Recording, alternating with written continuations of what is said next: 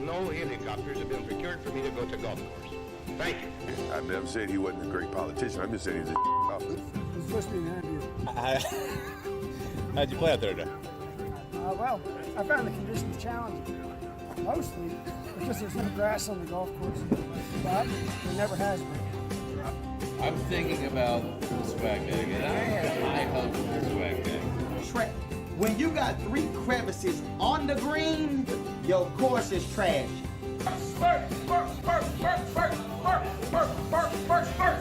What's going on, folks? Welcome back. Beltway Golfer episode 32. Alex Dixon here.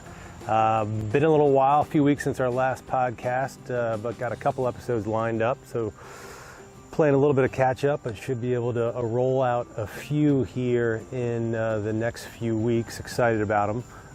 Starting off with the one I got for you this week. It's a new type of guest, I suppose. It's somebody who's in a role in the golf world that I haven't had on yet. It's all about how the human body relates to the golf swing. Our guest is Casey Edwards, who is a doctor of physical therapy, and he's TPI certified with the Titleist Performance Institute out in Oceanside, California. And what they do, TPI was actually started by, I believe, a couple folks who are University of Maryland grads. Casey might even bring that up in our episode. But they're actually, guys that I think have some ties to the DMV. But they started the Titleist Performance Institute, I think back in about 2003. And it's all about the how the human body can perform along with the golf swing. And so they measure things like flexibility and mobility and strength, but specifically as it pertains to the golf swing, so that the player and the golfer can figure out where they need to improve and how they can make their body work better with their golf swing. So Casey Edwards is the guest. He runs his own performance training center in Reston. He's in a location that's part of a larger therapy business, but he's got his own operation running out of that place. If you're familiar with Reston National, it's literally right across the street in the quasi high rise. It's about 12 stories that you see kind of overlooking the 18th fairway. He's right in the first floor there. But website is edwardsgolfpt.com. And he actually reached out to me earlier this year, and we finally got together, made it happen, and I went out to his studio, and he put me through the 16-point TPI mobility test to measure how, before you get into training and flexibility exercises and how to improve, what's your current state of mobility and flexibility. And spoiler alert, I did not do very well. I failed a handful of the tests. And in a separate video that I'm going to put up on YouTube, we taped the entire hour or so of me going through that 16-point test. So that's separate from the podcast. A couple times during the conversation, we actually reference it. But it was cool. And I learned a lot about what I can and can't do and where I need to work. And I've already started to work on my apparently extremely weak hamstrings. After skipping leg day for I don't know how many days or weeks or months or years in a row, it's starting to catch up with me, and it showed in the test that Casey put me through. But besides that, it was really educational. I think right off the bat, I also learned that I didn't know a heck of a lot about the Titleist Performance Institute, so doing some research before and after our conversation helped quite a bit. Also, before I get to the actual conversation, I want to bring up the sponsor of this podcast, Fore Craft Cocktails, based right in Richmond, Virginia. They are transfusions right in a can, pre-mixed. No vodka necessary because it's already in the can. It's vodka, ginger ale, grape juice, lime juice, pre-mixed, 5% ABV, incredibly refreshing, and it's available now in Northern Virginia. Go to forecraftcocktails.com. They've got a store locator where you can figure out where to buy it, and I know they are starting to matriculate throughout golf courses in Virginia and starting to get into some courses in Northern Virginia, I believe. So keep an eye out for it.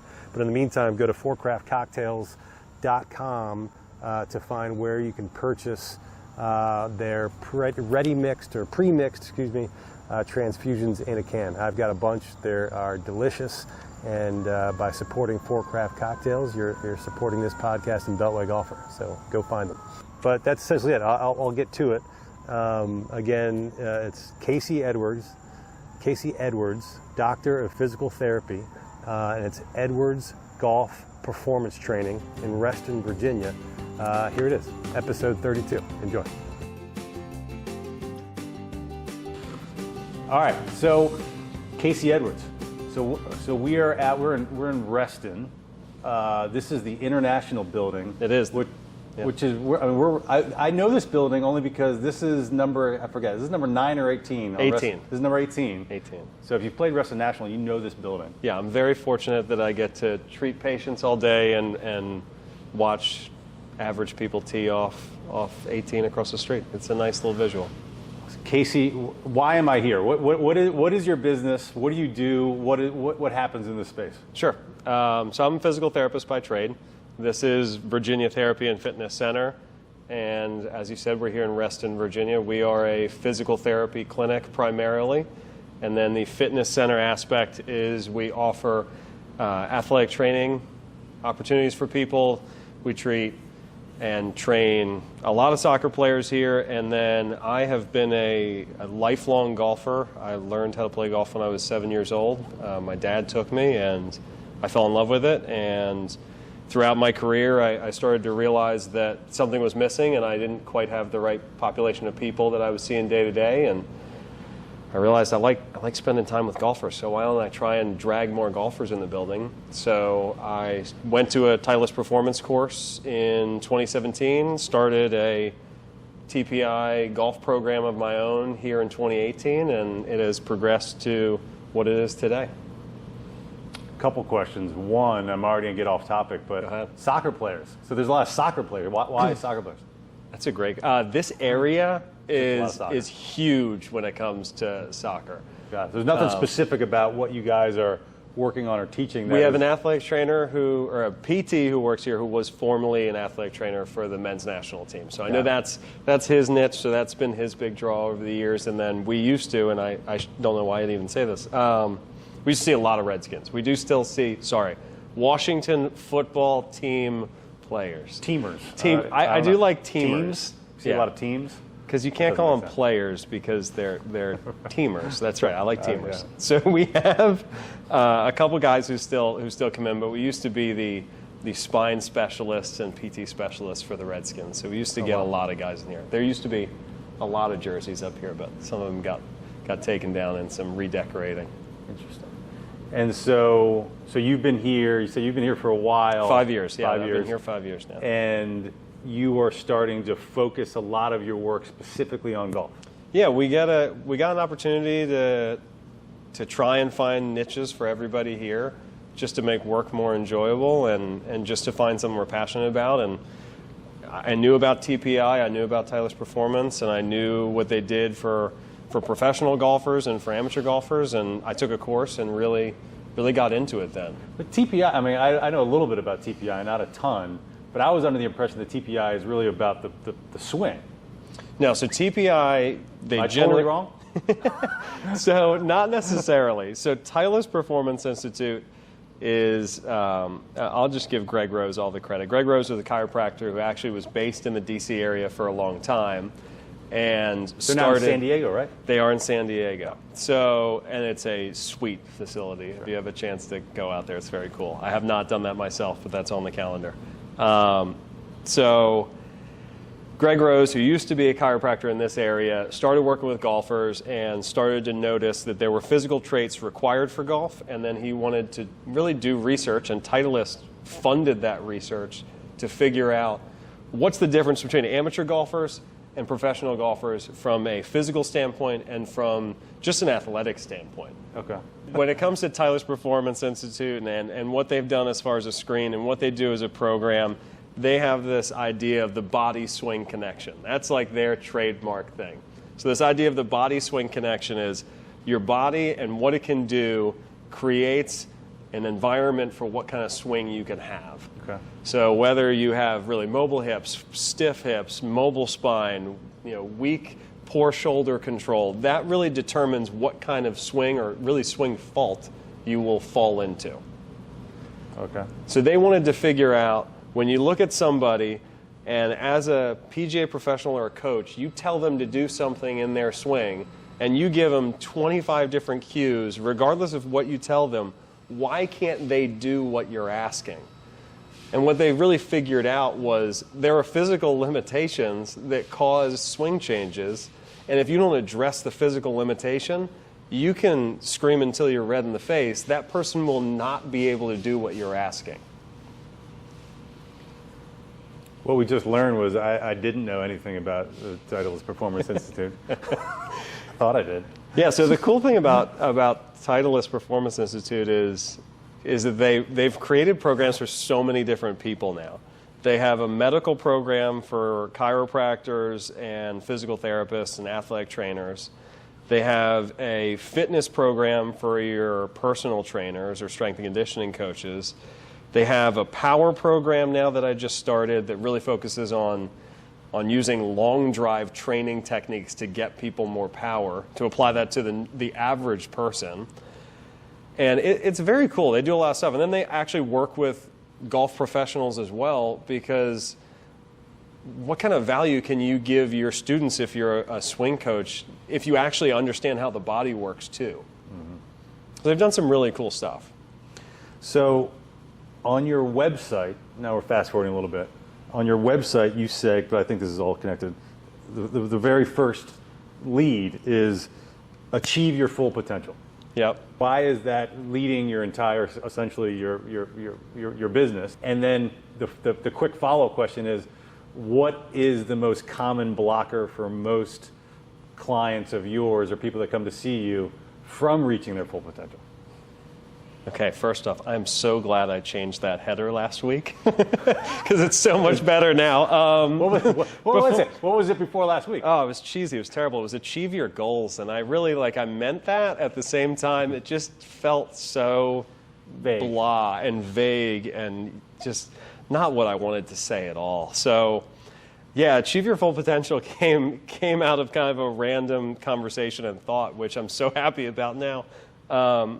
So achieve your full potential. What I was really thinking about there is I was trying to answer this question of, why do people work with me? Like, what am I really providing? Because sorry to interrupt, but achieve your full potential, you could argue, is still very vague. But when it comes to golf and the physical nature of the swing and go ahead. Sorry to interrupt. No, I'm terrible at interrupting too. So achieve your full potential, and I was trying to think about what I do for people. All I really want to do is just make them more efficient from a body standpoint. I want to show people how to use your body. How can I gain a little bit more flexibility here and there? How can I help you generate more speed? And at the end of the day, that was me thinking, if I take a person as they are at the start and give them a treatment, whatever we're doing, exercise, we're doing stretching, we're doing physical therapy, whatever it may be, when I give them a treatment or give them a plan, that increases what they're physically capable of doing. That was really the idea behind that.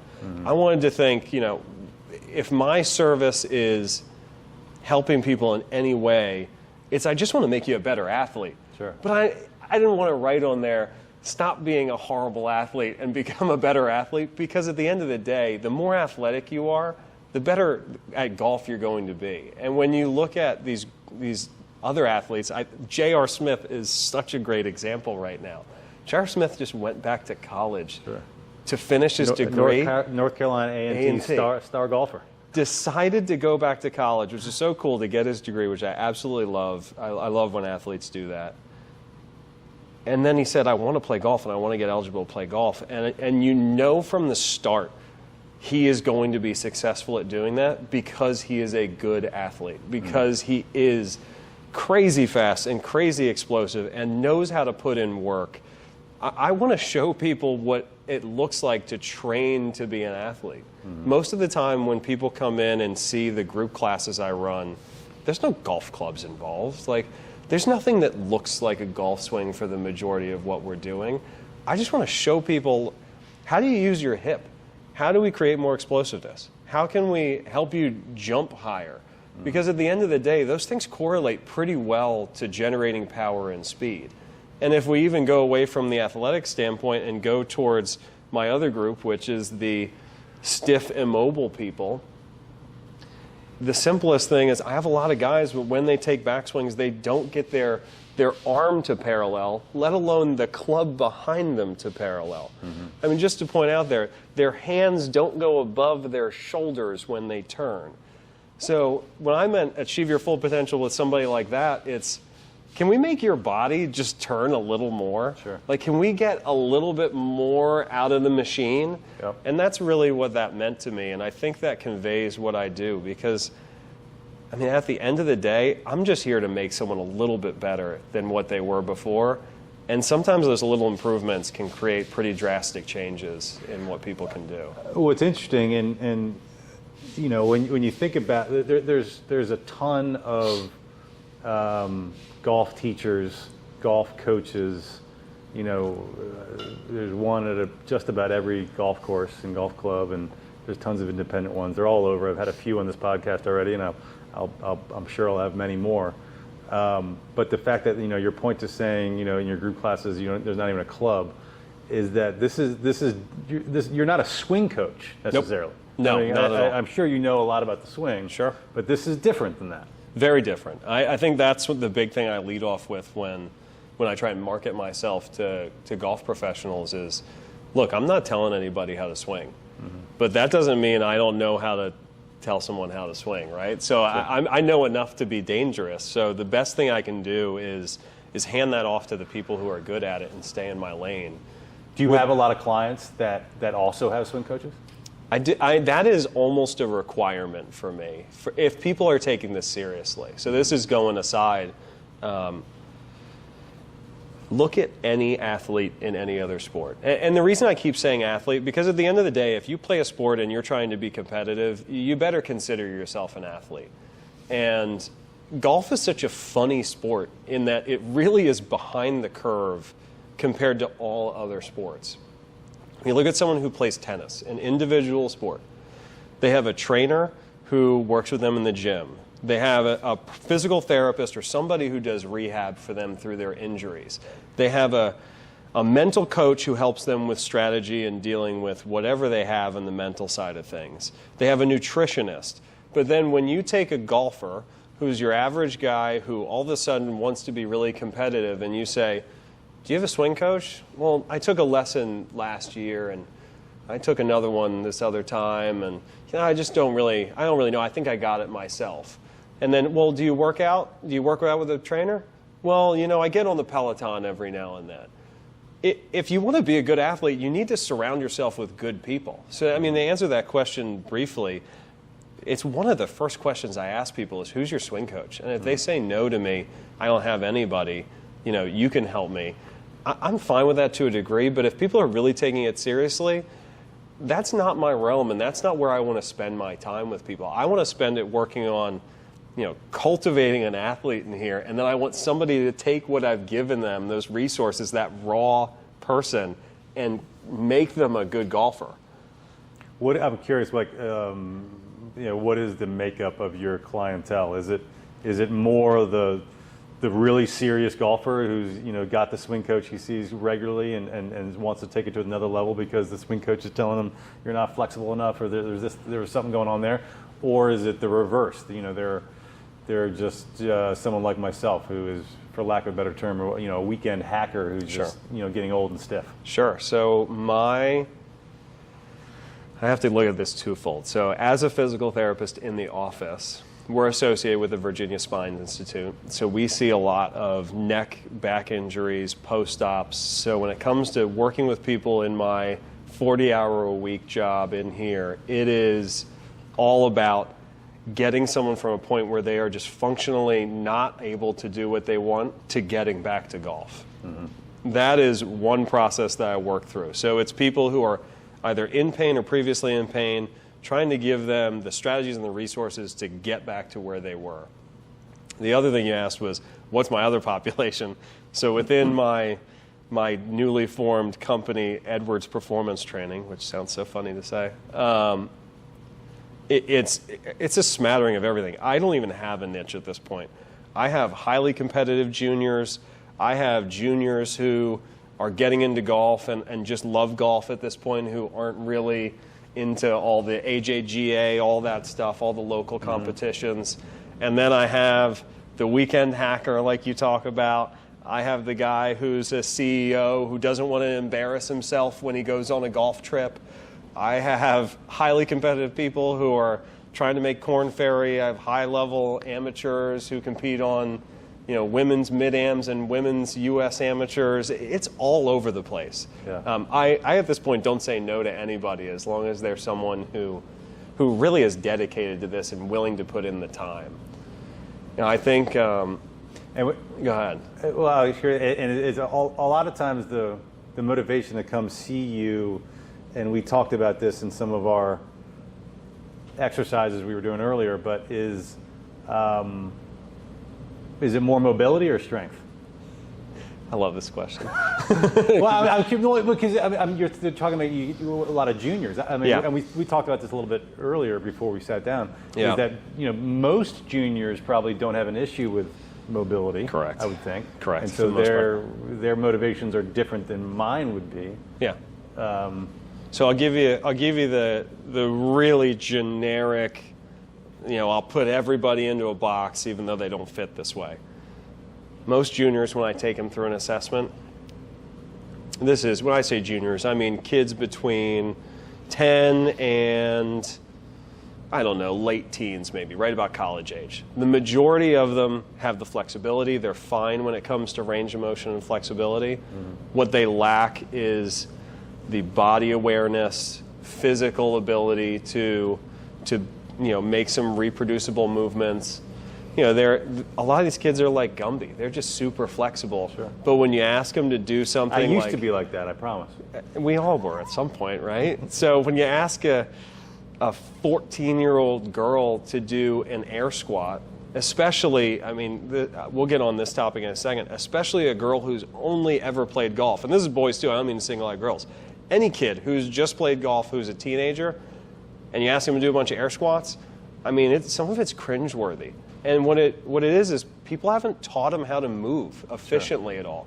It's get up there and hit the ball hard, or hit the ball like the video of Spieth that we've been watching all week. Yeah. And there's just this lack of focus on quality movement. You see, it happens with golf kids a lot. So motor control and movement strategies are the big one for the teenage kids. Just showing them how to move efficiently and then getting them under weight, because that stuff looks way worse when you hand a kid a 25-pound weight. When you ask them to do, front squats with a kettlebell and ask them to do air squats, when you thought things were sloppy when there wasn't anything involved, they get even sloppier when you add weight and resistance and repetitions to it. And then if you make them breathe hard, it gets even worse. So those are the kind of issues you see with young kids.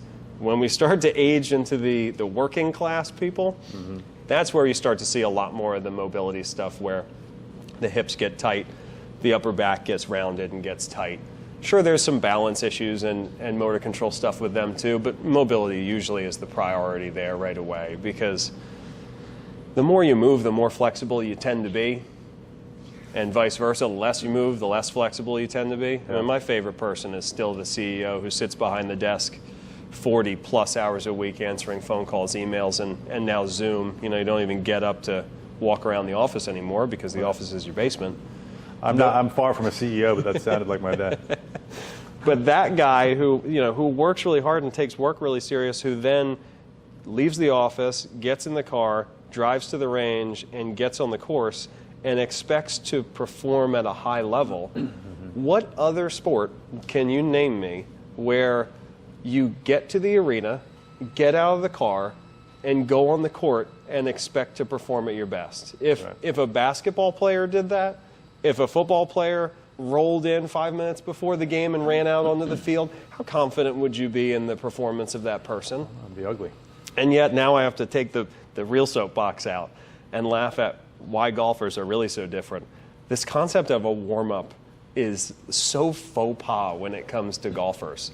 This idea Meaning like hitting the range before you start? Or what do you mean? Before that. Even before I What do you take mean? What do you mean by warm-up? So there's these great videos of, oh my gosh, why can't am I blanking on his name all of a sudden? The guy with the cigar, Jimenez. Sure. Yeah. Okay. So there's this great video he goes through, lights the cigar, puts it in his mouth, takes a golf club, swings it over the head maybe once or twice, Oh, right. touches Yeah, his toes a couple times, does a couple squats, and then hits the ball. And people like watch that and go, wow, that's a really silly little warm-up. But the reality is that's 100% more than 90% of people out there who are playing golf. And at least there's an attempt to get my body moving, feel how my hips feel today. How do my knees feel today? Is my back stiff at all? You know, how do my shoulders move? Do I feel strong or do I feel weak? And instead, the majority of people either take the, short iron or wedge and hit a couple balls, or they grab, the crazy ones. They grab 2 clubs and start swinging that like it's, Major League Baseball, because that makes no sense whatsoever. And this idea of a warm-up and getting, let's get your hips moving. Let's get your ankles moving. Let's get your spine rotating. Let's do the things that you haven't done since the last time you played golf. What other sport do people participate in the game, stop, and then the next time they even try to do anything like it is when they're playing in competition when it matters. Right. So my big soapbox is people need to do some level of warm-up. I mean, be the weird guy on the course doing the lunges or doing the hip rotations between shots. A lot of the people I work with who struggle with, leading with the hips or dissociating their upper and lower body, they ask me all the time, they're like, well, when should I do this?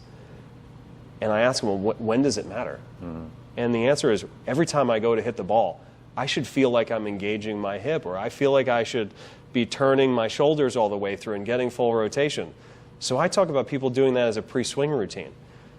A lot of people are working on something with their swing coach, whether it be hand position, and why does my drill not matter when it's, I want to see if you can fire your hip through right away. So I talk about doing that stuff on the range, on the course. If you came out with me, you'd wonder how weird I was, because I'm doing hip openers every other swing, especially late in the round. I mean, There was a quasi-viral video a year or two ago. I think it was Dak Prescott. Do you know what I'm talking about? It's the best video of all time. I'm going to get up and demonstrate it. Yeah, I'm going to demonstrate it. So we're here, right? This is happening. Every golfer in the world should be here, up in this position, and that exact thing should be happening. So that should be your pre-shot routine, and just turn away from your buddies. So if, when they're trying to. Oh, I do it in front of people all the time. I do it literally standing over the ball. I was more so, just so when they start trying to bust your balls, you can just ignore them. So there is a professional golfer who does that. There is one who does it. He doesn't do it as violently or as silly looking. So if you watch a video of Matt Wolff, Sure. when Matt Wolff addresses the golf ball, the first thing that happens is he gets a forward shaft lean on the club, and he turns his hips and shoulders to the target, and then he comes back to a setup position again. Yeah, I mean, everybody knows that move. Here's Matt Wolff, right? Boom, right there. So what is that? That is hips at impact, hands at impact. There it is. I have now told myself, I'm going to go from here to there, here to there. That is a motor control move. That is I need to get my hips to that position when I strike the ball. So if you want to talk about maybe more people realize that than I would think, but I don't think I ever thought about in those terms with Matthew Wolff. Everybody knows that move that he does before he starts to swing, but I think I just thought about it in terms of, okay, this is his mental trigger. This is where I have to go with my goofy backswing that goes way outside from the start. Right, but as opposed to he's almost reminding himself of his hip movement versus just some kind of trigger that could be anything. And so what is the waggle, right? So when you stand over the ball and you start wiggling your hands and you work on getting that left hand back towards the target, right? Now we're talking about swing coaching stuff. What is that? That's a motor control drill. That's trying to gain familiarity with a position. So it's all the same stuff. So a lot of the things that I work with people in here are are all movement based and trying to get familiar with positions and strategies for things. Yeah. So if I can teach you how to load, we kind of alluded to this, in another conversation. A golf swing is a rotational, explosive movement, and the easier analogy is a vertical jump. Okay. So if I have you stand still and tell you to jump as high as you can, but you can't bend your knees or your hips, you're not going very far. But now if I say jump as high as you can and you really lower your butt towards the ground and bend your knees, you can use that kinetic energy, that stretch in your muscles, that elastic component to create an explosive movement where you jump up. When you Unfortunately, that's one I could never claim that I ever could ever do a whole lot there. I get your point. When you're in a golf swing and you're turning to the right, turning to a backswing, I want you to maximally stretch your glute, maximally turn your torso, so that you can release that energy down in the other direction. It's the same thing as jumping. It's a full body loading, but it occurs in a rotational plane that so many people aren't familiar with. Like, there are not things in day-to-day life that people do that are rotation based. That is just not the world we live in. And that's, again, where I laugh. Like, why don't we just warm up and try and do a couple of things that are rotational, that focus on just your hip before you swing, or focus on just your upper body and your thoracic spine before you swing, rather than get over the ball and let's just try and see if we can move all our body parts together at the same time because I deserve to, because I think I can without trying. I don't know where that mentality comes from, but other athletes in other sports don't do that. Right. Interesting. Do you have some people that come to see you that's more just about how can I apply weight training to golf? Or you do? Yeah. So I had. I think, and the reason I asked that, sorry, but is like when you hear a lot about like tour players, for instance, having more personal trainers, as like professional golf has turned into more physical fitness, and the DJs and the Rory McIlroys of the world, and that everyone's got personal trainers. I think I've always thought about that without thinking too much about it. That it's some kind of personal trainer from like weights. Sure. Not necessarily what most of this conversation's been about, which is mobility. And maybe I need to pull back to a degree too. Here's the thing: for most people, if you got in the gym and you did something more than nothing, it would probably benefit you as an athlete and as a golfer. I don't mean to poo-poo getting on the Peloton. If that's what you got time to do and that's what you like to do it. But here's the thing: all those golfers have personal trainers who are working on explosiveness, working on maintaining flexibility, and working on just trying to get ahead of anybody else. I mean, you don't see a lot of videos of these guys bench pressing if you didn't notice. Sure. That's not every that's what I mean. Like I probably thought about it totally in the wrong ways, because their personal trainers are probably doing a lot of what you're doing, right? Unilateral training one side at a time, trying to work on stability, trying to work on generating rotation or avoiding rotation, creating core strength, learning how to dissociate your upper body and your lower body. There are some cool videos out there. If you just search golf fitness online, Instagram is a powerful tool now for people. Yeah. It's a dangerous tool too at the same time, but there's a lot of good stuff out there. There's some cool people doing some cool things. And you look at, you can name any of these guys, right? But Brooks Koepka does curls in the gym, but that's because Brooks likes doing curls, right? Mm-hmm. That's not because curls are great for golf necessarily. Right. But being healthy and getting in the gym and moving is going to be good regardless of what you do. But having someone who's geared to train you for that, it would be, if you played soccer and you went to the gym and worked out with a personal trainer, well, why don't you work out with somebody who's an expert in agility or an expert in speed? Yeah. You can find specialists now who do almost anything. Speaking of that, I mean, do you, going back to what I said earlier, I mean, it's, you can pull up Instagram or Google or whatever, and you can find, just in the DC area, a gazillion swing coaches and golf pros. But what about what you do? Are there many of you that are like personal trainers that are focusing on this stuff and how it applies to golf? Sure. To answer your question, I have no idea. There are. There definitely are. So if you go on, I'll give the resource. If you go on mytpi.com and you search your zip code, it'll find, I think it has like find an expert or something on the the header on on that website. You can search your zip code, and it will show up with Every person in the area who's registered, all their credentials, all their contact information. So to answer your question, no, I'm not the only person. There's a chiro in this area who does some stuff. There's some great personal trainers around here. In Tyson's, Dave Maloney's an awesome one. He's actually one of the first guys I ever talked to about doing this stuff.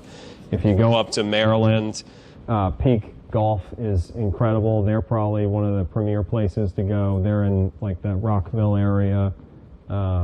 There's a lot of good stuff around here. There really is. So no, I am not alone. Do you see, this kind of training specifically for golf? My guess would be that, it's going up. Golf's going up, man. COVID was the best thing ever for golf, other than Tiger. 100%. Right? It's Tiger Yeah. and then COVID. Yeah, I think those are the two things. That's the silver lining in the pandemic for golf. Absolutely.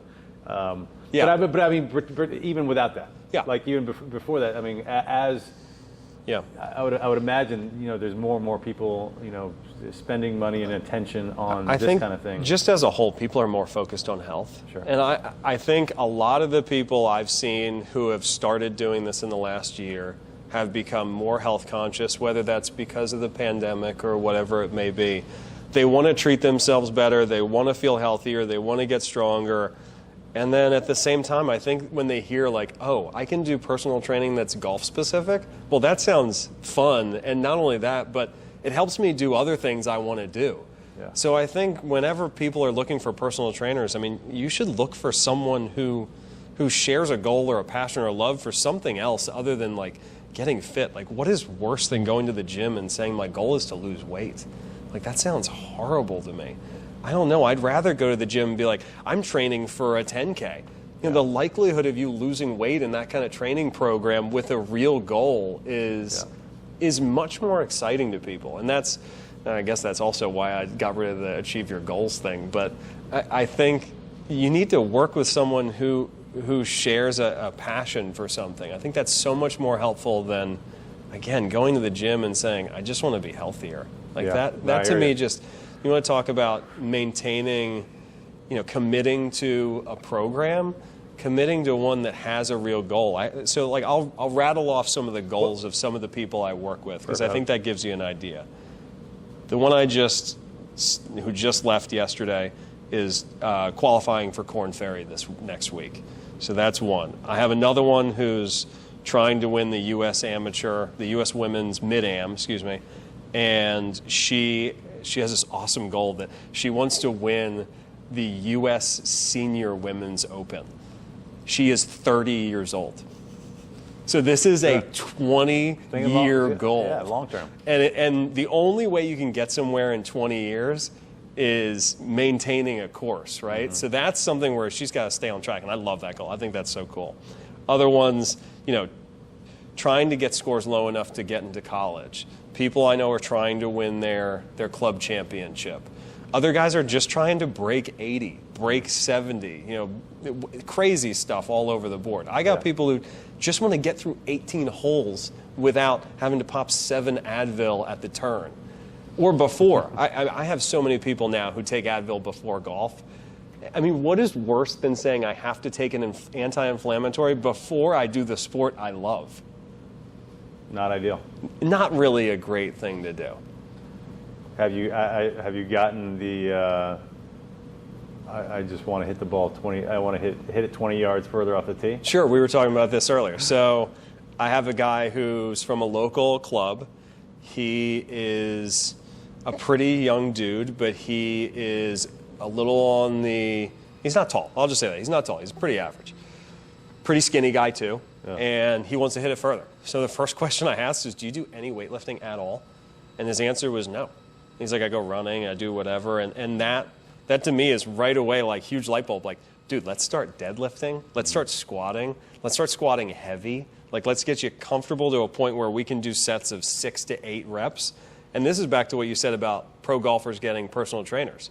This is an awesome video of Rory at the Open Championship deadlifting like 300 pounds the morning of a round. I remember that video, yeah. And it is so cool to see these athletes not have fear of heavy weights. because there's this misconception of lifting heavy makes you tight and stiff. You know, there's injury risk, and sure, like if you're a novice and you've never worked out, lifting heavy is not something you want to do right away. Like, don't go set your 1 rep max the first week in the gym. Learn how to move, load it, and then go heavy through some cycles. Like, go some weeks where you're really trying to like PR and get that stuff. Those are things that golf hasn't had that I think are coming. I mean, when you look at high school kids and college golf fitness programs, those are in there.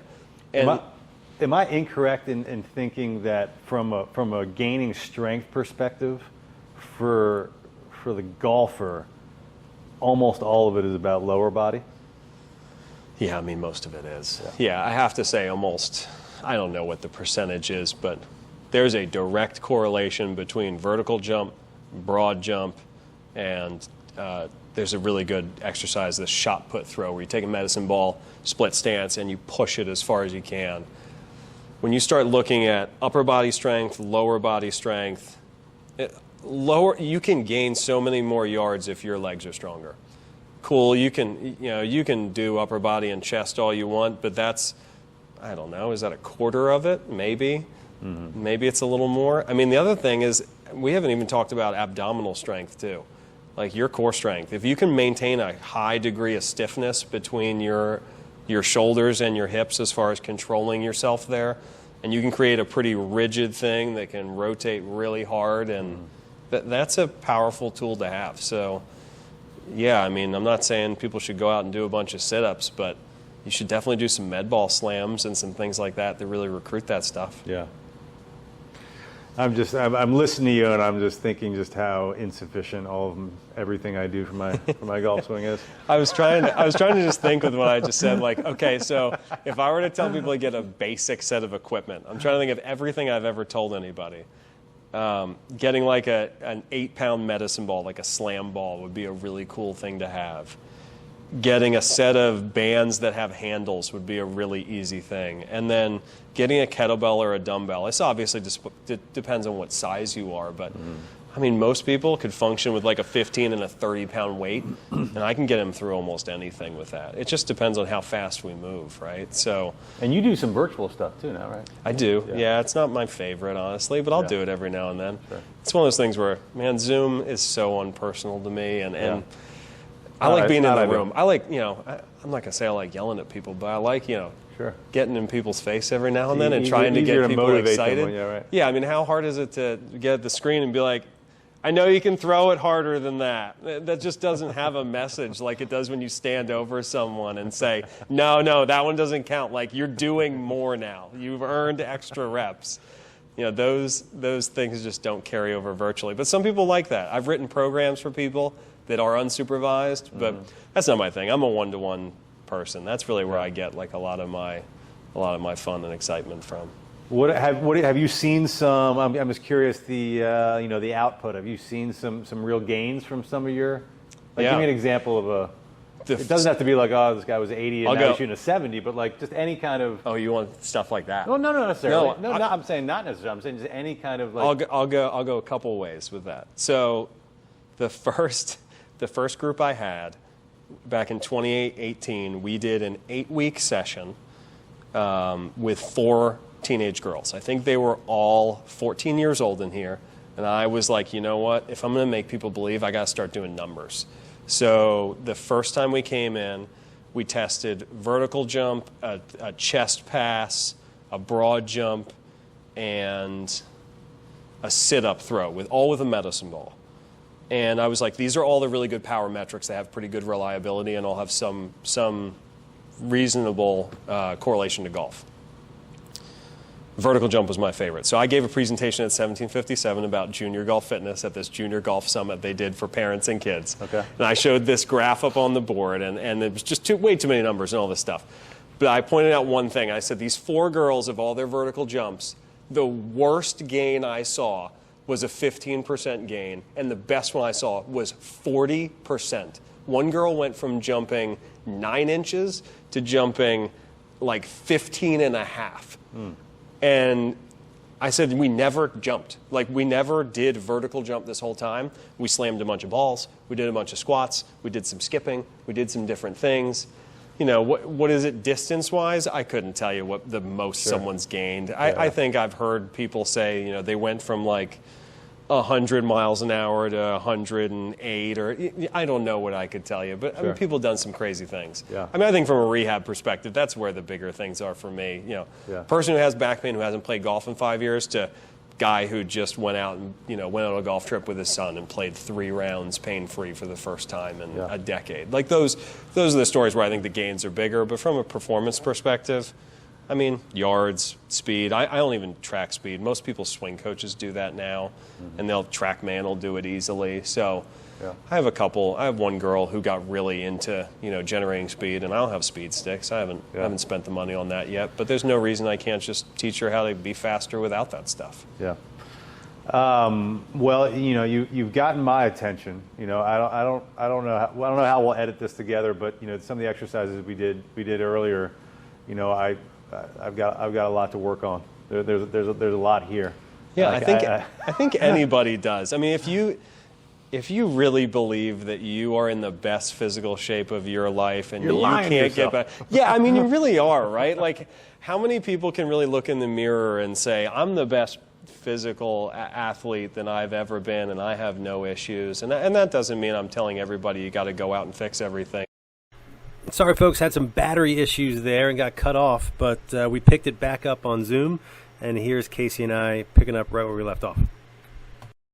And so the last thing that we said before we got cut off, you know, it was like I said, you know, if you don't think you can be a better athlete, you know, and you kind of chimed in by saying like, well, you're lying to yourself. And I said to a degree, yeah. I mean, if anybody out there thinks that they are the best athlete they can be, that physically they couldn't be any better as far as their golf game or as how like just life is, that it's really unrealistic to think they couldn't get better.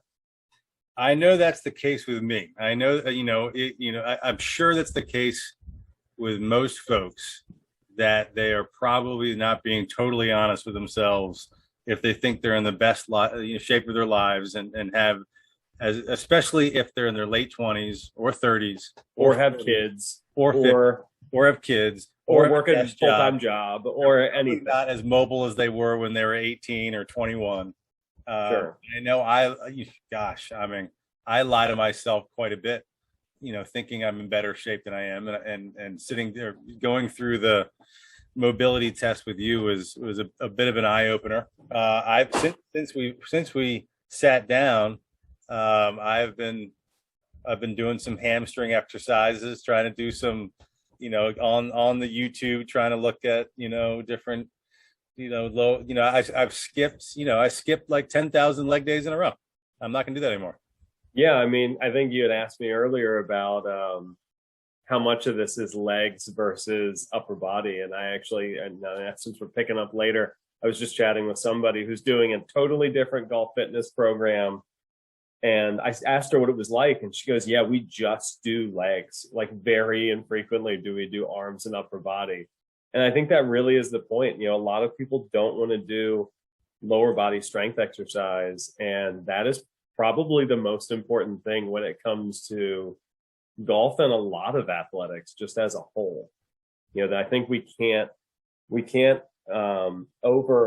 underestimate the value of squats and lunges and deadlifts and all that stuff when it comes to, I mean, especially golf, and just generating force from the ground and being powerful. And that's just such a huge thing.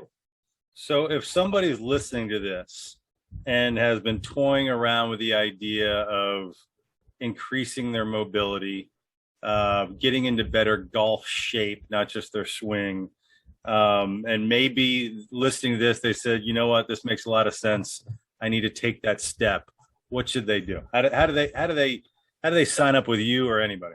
Sure. So I mentioned earlier, you know, find a practitioner. mytpi.com is the home of all TP practitioners, whether it be medical, fitness, or golf as well. So you can find me on there if you're in the Reston, Northern Virginia area. Otherwise, my website is edwardsgolfpt.com. My email is edwardsgolfperformance@gmail.com. Hopefully all that stuff will be listed because We'll put it in the notes. All that. We'll make it clear.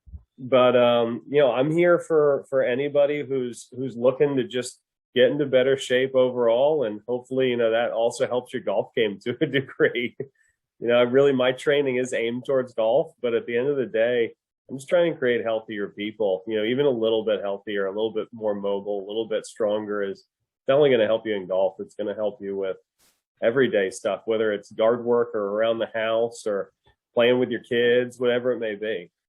And you touched on a bit. I think you had mentioned like a group class of sorts, and I know sometimes I have in the past dip my toe in the water of these types of things by doing a group class first. Sometimes for financial reasons, sometimes just to see how I like it. But you offer golf specific group classes as well? I do. I have a junior class that's hopefully starting either this week or next. It's a couple high performing juniors who just want to get in and try and get ahead of their cohort, whether it be one of them's just about to graduate high school, so she's got to get ready for college, and another one is just starting his sophomore year and just wants to get ahead of his group. So I got a junior group that's really just trying to get stronger and work on some motor control, being a little less kind of goofy, uncoordinated.